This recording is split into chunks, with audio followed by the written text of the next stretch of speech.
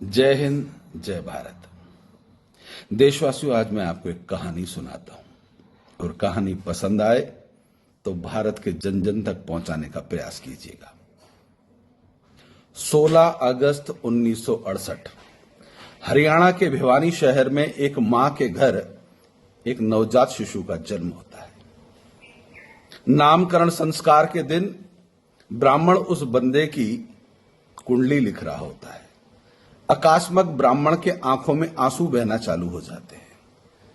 माता और पिता उस ब्राह्मण से पूछते हैं कि पंडित जी, दुखी आपके आंखों में आंसू, इस दुख का कारण बता सकते हैं?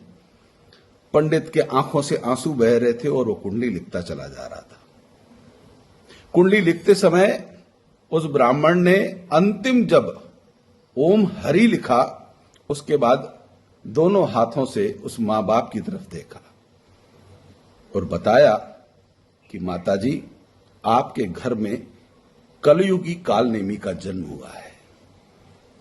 यह पढ़ा लिखा बुद्धिमान होगा और कलयुग में अपने बुद्धि बल से यह किसी का हित नहीं करेगा, परिवार के साथ समाज का, देश का सर्वनाश करने का काम करेगा।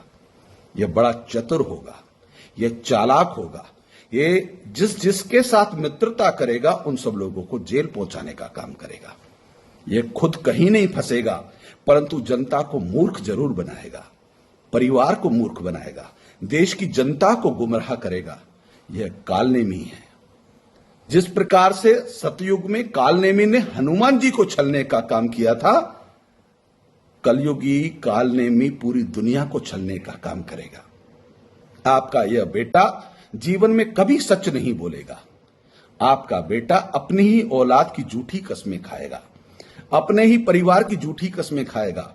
हर वह झूठ बोलेगा जो शर्मिंदगी भरा हो, चुल्लू भर पानी में डूब मरने वाला हो, परंतु इसे शर्म बिल्कुल नहीं आएगी। यह किसी न किसी राज्य का मुखिया जरूर बनेगा।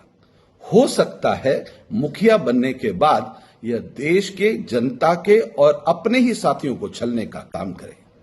यह जिस राजनीतिक दल का मुखिया बनेगा, उसके पोस्टर पर हर 2-3 साल में चेहरे बदल जाएंगे, क्योंकि यह जिसे ईमानदारी का सर्टिफिकेट देगा वह भी झूठा होगा।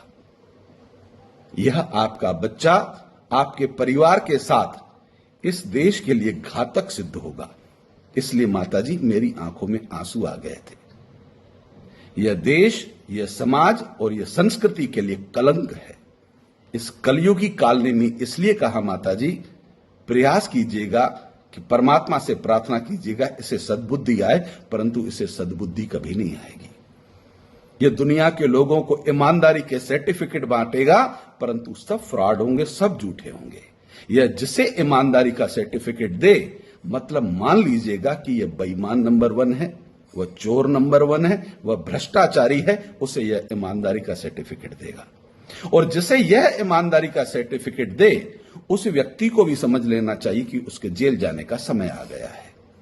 यह अपने को जेल से बचाने के लिए कहीं हस्ताक्षर नहीं करेगा।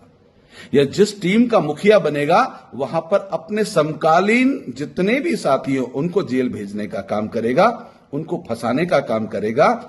एक समय ऐसा आएगा कि भारत में सुशासन चलाने वाला एक ऋषि पुत्र, एक सात्विक संत भारत का सर्वोच्च पद पर बैठेगा, और जब वह न्याय उचित कार्रवाई प्रारंभ करेगा, तब यह आपका बेटा नीचता की हर पराकाष्ठा क्रॉस करेगा, गाली देगा, गलोच देगा, और गाली गलोच के चक्कर में यह अपनी हर सीमाएं लांघ जाएगा। उस दिन आपको शर्मिंदगी होगी कि कैसी औलाद को जन्म दे दिया।